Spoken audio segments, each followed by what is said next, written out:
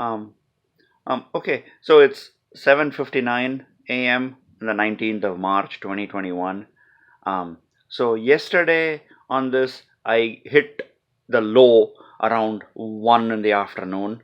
I was hovering in the 40s for most of the day. I would do something, walk around the house, and it would go to 40 or 41 and then back down to low. And most of yesterday was slow drinking whiskey, and it did not move from right on either side of 40 for the next 8 hours. So about 8:30 p.m. I start making dinner, as well as um, sampling and trying things that my wife hasn't made before, so to see how we should. This is basically fried vadam, essentially like it's basically the equivalent of chips for Indians. So they call ball vadam. We call it ball vadam. I don't know what it is. It's just fried in oil. It's flour fried in oil, so it's carbs and fat. So 40. I was 43 at 8:30, where I've been walking around a little more, and I have a little bad ankle and heel pain, so that might be contributing to the fact that I didn't drop to low and keep dropping, which means it keeps reading low, but I'm under 40, so that didn't happen. So I was right on either side of 40, so which means low means 39 in my case, I guess. In this case, so I was 43 at 8:30, 46 at 8:45. I'm still slowly munching. 47 at 8:50, 54 at 8:58, and 63 at 9:05. And my dinner yesterday is these fried things along with rice that I cooked. I have fried in oil, like pan fried in oil, so they have popped. Half of them have popped. Then it was cooked in the microwave twice and frozen. Cooked 3 times and frozen twice, and eaten without reheating, but I had to put hot kutu on it, so it was warm at the end of it. Warm, not hot, but the rice was in my. Eating cold rice, I don't think I'm ever going to do that, but I might at some point.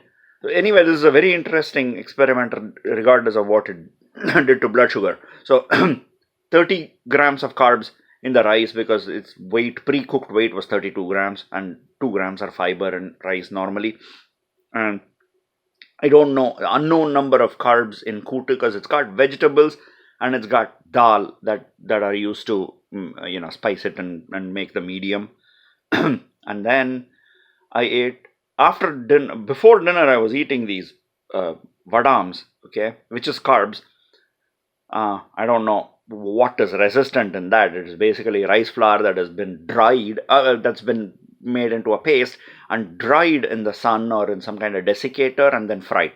So soon, 63 at 9:05, 74 at 9:06, a minute later, 80 at 9:10, 84 at 9:15, 101, and then 106, 114, 131, 136.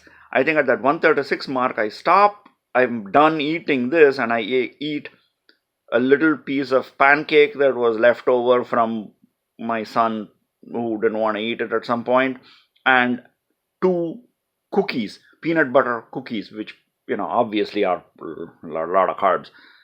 Okay, 136, 138, 139. I peak at 141 at 10:03.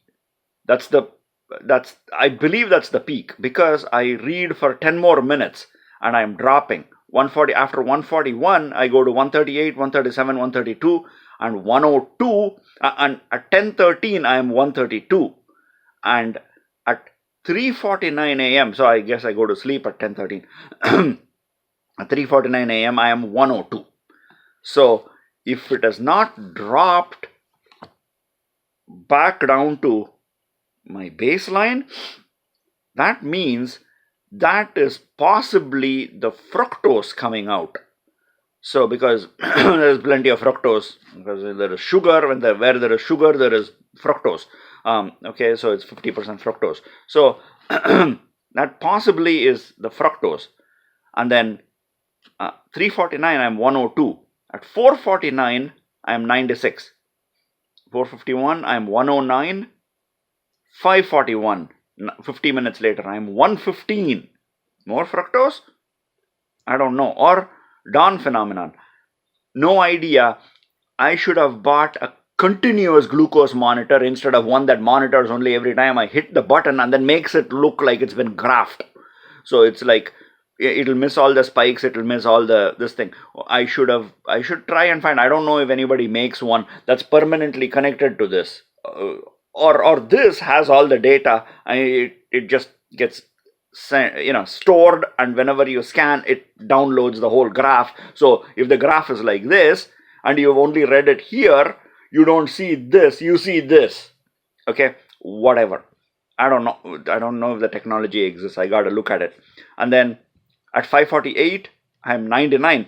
7 minutes, it's dropped 16 points. I guess that's insulin. And then 6 minutes later, 102, which is only a 3-point spike. And then it gets a little more interesting. It goes up.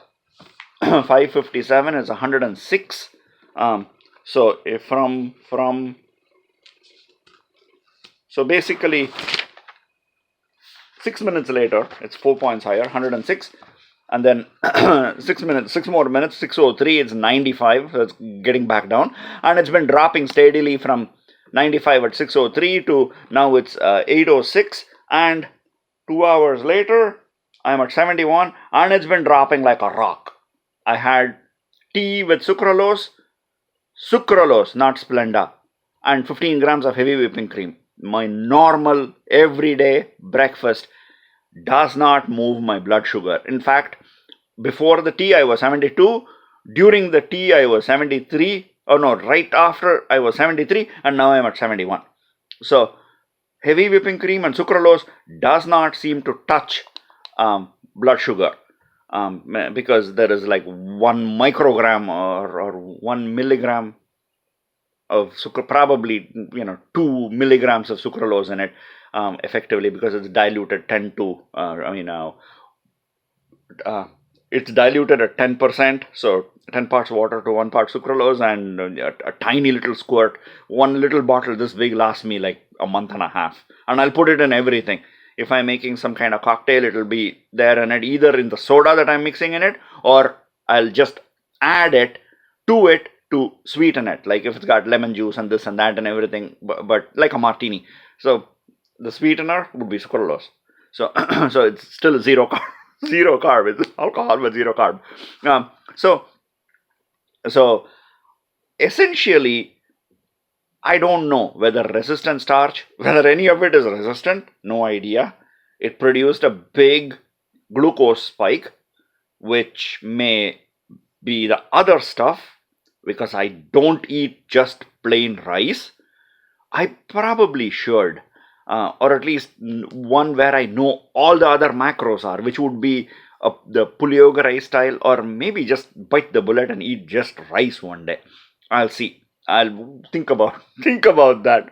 Okay, the potatoes I plan to do, because that's just potatoes and salt, and I roll them in oil and bake them, cool them, bake them, cool them. I could do that a bunch of times till the potato turns into a leather, basically.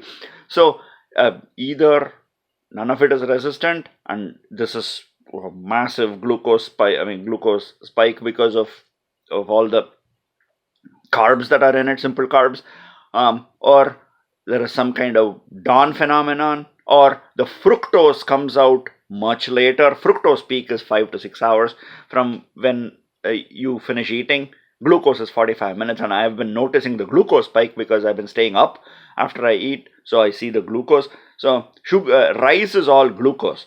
So there is when nearly no fructose in any of the straight up flours and stuff like that. So for fructose, you need sugar. That's the, or fruits like cherry, but they are bound in fiber, so that's going to be even more delayed.